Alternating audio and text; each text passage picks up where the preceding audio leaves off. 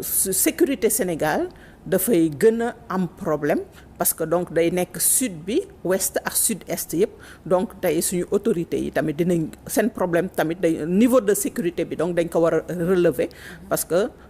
kii bi dafay yokk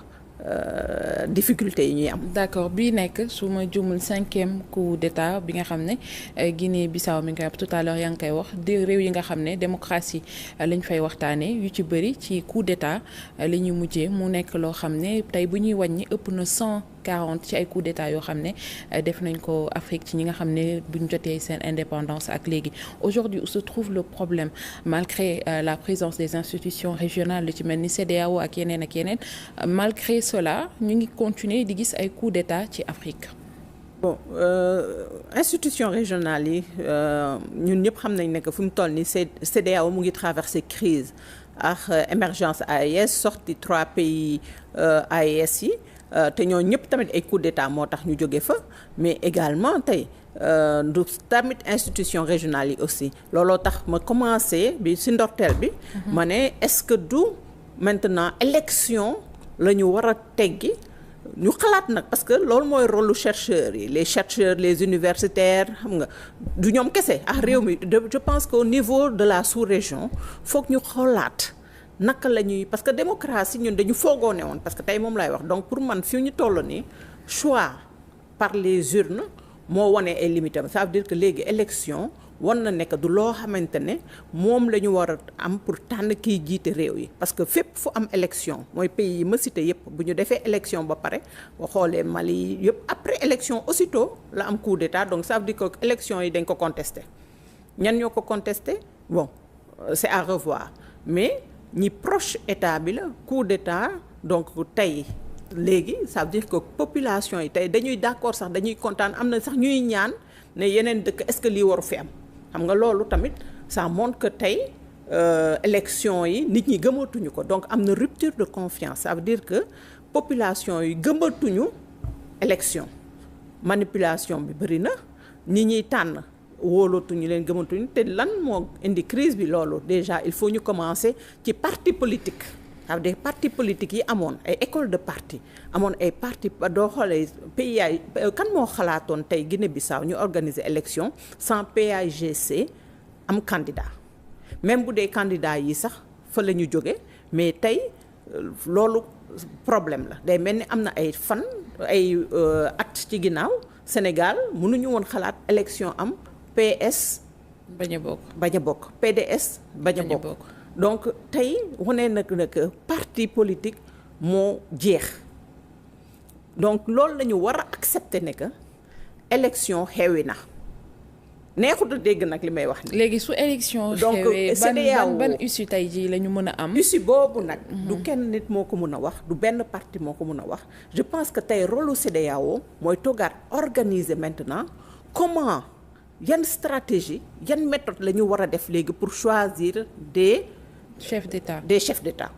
mun nañ ko ooyee neneen ku dem sax chef d'État wax xewi na aussi damay wax ni xëy na damay provoquer je suis un peu provocatrice mais dafa mel ni tey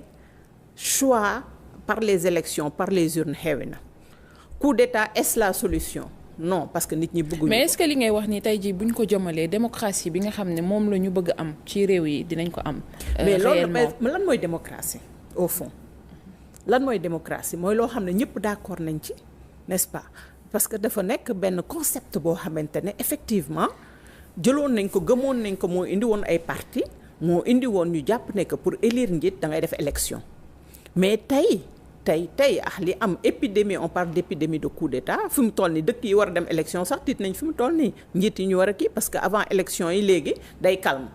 ba jour élection gis nga day calme ñu ne finalement ça s'est bien passé mais xoolal Guinée-Bissau ki waxoon ne que coup d'état day am. mais aussi le président sortant Embalo il s'est empressé di joxe ay résultats yoo xam ne est-ce que aussi tamit loolu duñ ko bàyyi parce que gis nañ ci réew Afrique yu bëri nga xam ne démocratie coup d'état am na fa c'est parce que président bi dafay génn di contester ay résultats wala di joxe ay résultats wu boppam alors que amul prérogative boobu. waaw amul prérogative looloo tax encore une fois ma appuyer ci élection parce que commission électorale indépendante normalement est-ce que le président est habilité c'est pas seulement le président am na foo xam ne opposants yi sax ñooy njëkk a joxe résultat donc quels que soient les pays donc ça veut dire que les candidats ñoom ils sont pas habilités quel que ça soit le candidat au pouvoir que ça soit l'opposant ils sont pas habilités à joxe ay résultats parce que am na structure bi nga xam ne moo habilité à mais encore une fois ça ne remet pas en cause tey légitimité ak crédibilité élection yi parce que léegi élection yi ku nekk da ngay contester dañu sàcc dañu falsifier ñeneen ñi ne dañu manipuler donc ça veut dire que encore une fois je reviens man je suis presque persuadée que élection moo xewi quoi ni kii xewee woon royaume yi xewee ba léegi après ñu ne il faut un choix démocratique la révolution ñëw aujourd'hui on vit une autre révolution. Cette révolution-là, il faut l'accepter. Je pense que rôle CEDEAO, c'est aujourd'hui avoir un sursaut, avoir la capacité de s'inventer et d'inventer une autre stratégie, une autre méthode de choix des dirigeants, mais pas maintenant élection comme ni nga ko xamee ak nu mu mënti doon nag muy vote électronique vote moo xewi. À mon humble avis. D'accord. Vote moo xewi. Alors aujourd'hui en tant que directrice exécutive partenaire West Africa Sénégal ban rôle wala ban taxawaay ngeen fas yéene am ci situation bi am actuellement. ci situation bi am actuellement appeler surtout au calme et surtout à la non-violence parce que heureusement ba fi mu toll nii amul violence ndax président bi ci boppam nee na respecté nañ ko la situation est quand même calme. Donc arrêté nañ beneen kii bi parce que surtout lu ñuy xaar toujours violence électorale amee muy post-électorale ce sont les femmes et les enfants qui paient le plus lourd tribut parce que dëkk bu amee instabilité rek góor ñi dinañ dem pour régler problème yi jigéen ñi ñooy subir le coût économique et surtout les violences donc ñun vraiment loolu la ñuy kii que soit Alpha que ñu bañ a utiliser ces violences contre les enfants et contre les femmes que ñu respecter les communautés ñu respecter les populations le choix démocratique loolu mooy suñu cœur de métier mais aujourd'hui bu coup d'état amee lan ngay kii ni ñu naan bu ànd rek a ci des bu xawma lan waaw je comprends pas l'expression donc an mooy ñun on appelle à la non-violence et au respect au moins des populations que la population guinéenne et la stabilité de la région parce que aussi Guinée-Bissau bu perturbé comme je l'ai dit encore une fois fi mu toll nii c'est tout le golfe de Guinée mooy perturbé et on sait qu'il y a l'avancée et l'expansion du terrorisme de l'extrémisme violent il faut que ñu wax ko la piraterie maritime il faut que ñu wax ko la criminalité transfrontalière il faut que ñu wax ko te loolu yëpp aussi instabilité dëkk yi ñu wër yëpp. Et puis économiquement ça ne va pas aussi. Économiquement ça ne va pas. waaw ça ne va pas c'est pas au Sénégal seulement c'est à travers le monde. Donc soxlaatuñu tamit beneen instabilité boo xamante ne dafay atteindre suñu communauté yi. Et puis tey ban rôle aussi le ministère des Affaires étrangères bu Sénégal war a jouer parce que comme ci sous-région bi la moom tamit war na am taxawaay boo xam ne war na ko mën a def ci situation bi. Ministère des Affaires étrangères et les forces de défense et de sécurité du Sénégal parce que wax naa ne que instabilité Guinée-Bissau dafay jàpp suñu frontières yi mais également le Sénégal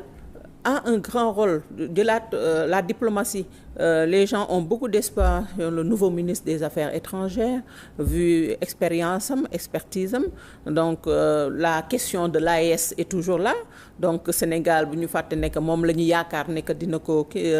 régler et je pense que Sénégal dina mën a jouer médiation pour que ñi nga xam ne ñoo jël pouvoir bi ñu continuer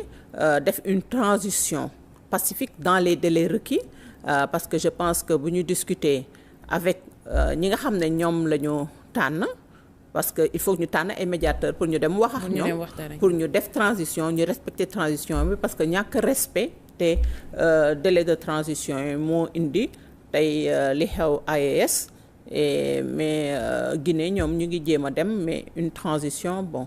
avec le président qui sera candidat. D'accord merci beaucoup ñu yaakaar ne situation bi dinañ ko mën a maîtriser incha allah ñu amoon Adjaratou Wahab Aidara Ndiaye ci sunu bloc d'information moo nekkoon sunu gan moom mi nekk directrice exécutive partenaire West Africa Sénégal ñu doon waxtaanee ci coup d'état bi am jamono ji ci Guinée-Bissau di ngeen ko mën a amaat ci deuxième partie bloc d'information en version française ak Adjara Bonardi Cissé ma leen di jox dig daje mbokk yi léegi ci xibaaru marax yi